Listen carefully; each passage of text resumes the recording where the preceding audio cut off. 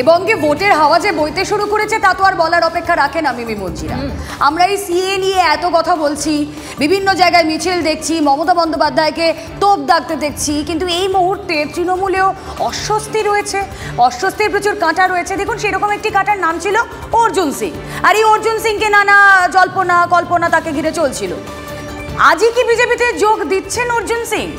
ব্যারাকপুরে পার্থর বিরুদ্ধে লড়াইয়ের চ্যালেঞ্জ অর্জুন সিংয়ের। প্রার্থী ঘোষণার পরই প্রচারে নামবেন ব্যারাকপুরের সাংসদ। ইতিমধ্যেই প্রচার নিয়ে প্রস্তুতি শুরু অর্জুন সিংয়ের। আর এই অর্জুন সিং যখন তার বক্তব্য জানিয়েছেন, যখন তার ক্ষোভ প্রকাশ করেছেন, তার দুঃখ জানিয়েছেন, সবার আগে পৌঁছে গিয়েছে টিভি9 বাংলা। আমাদের প্রতিনিধি অনন্ত চট্টোপাধ্যায় তার সঙ্গে প্রতি মুহূর্তে কথা বলেছেন। গতকাল ঠিক কি বলেছিলেন অর্জুন সিং একবার একটু শোনাই আপনাদের।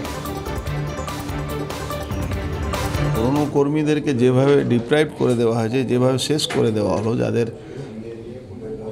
দল করা অধিকার কেড়ে নেওয়া হয়েছে, পার্থভূমিকে সিন্ডিকেটটা শেষ করতে হবে। এখানে মানুষ অতিষ্ঠ হয়ে গেছে। এখানে মানুষ এদেরকে দিতে দিতে আর পাচ্ছে না দেওয়া এই সিন্ডিকেটকে। এখানে ব্যারাকপুরে লড়াইটা হবে পার্থভূমিক ভার্সেস অর্জুন সিং। কথা বলবো অনন্ত চট্টোপাধ্যায় প্রতিনিধি রয়েছেন আমাদের সঙ্গে। অনন্ত, অর্জুন সিং এর ঘর ওয়াপসি, বিজেপিতে ওয়াপসি টু বি স্পেসিফিক, সেটা শুধু সময়ের অপেক্ষা বলাই যায়, কিন্তু সেখানে তার গলায় আত্মপ্রত্যয় শুনতে পাচ্ছি যে বিজেপির টিকিটে তিনি সেখানে লড়াই করবেন, পার্থভূমিকের বিপরীতে লড়াই করবেন এবং বর্মান মন্দিরে পুজো দিয়ে প্রচারও শুরু করতে চান তিনি। কি বলছেন আজ? দেখো, যেটা আমরা জানতে পারছি তার ঘনিষ্ঠভাবে তার সাথে যা কথাবার্তা আমাদের হয়েছে, তাতে তিনি যে পুরো নিশ্চিত এবং তিনি যে বিজেপিতে যাচ্ছেন একদম পুরো 100% নিশ্চিত। এই মুহূর্তে সাংসদ অর্জুন সিং তার প্রবেশের পথের বাড়ি থেকে বেরোবেন, সেই প্রস্তুতি চলছে। তবে একটু জেনে নিই যে আগামীকাল বড়মার মন্দির থেকে তার প্রচার শুরু, এমনটাই আমাদের কাছে তিনি বলেছেন। তার যে মনের ভাব তিনি ব্যক্ত করেছেন যে আগামীকাল তিনি যে বড়মার মন্দির থেকেই তার আগামীকাল বড়মার মন্দির থেকেই তিনি তার প্রচার তার শুরু হবে।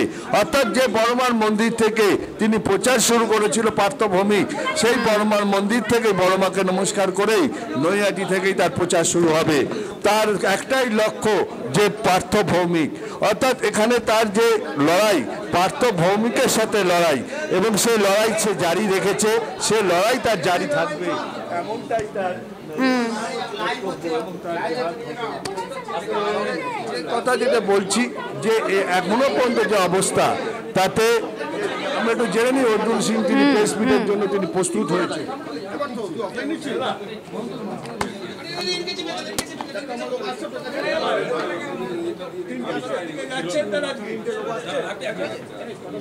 ছবিটা পিসিআরকে বলবো একবার দেখাতে আমাদের দর্শকদের সামনে, যেখানে অর্জুন সিং তিনি প্রেস কনফারেন্সের জন্য প্রস্তুত, বিজেপিতে যোগ দেওয়ার জন্য প্রস্তুত।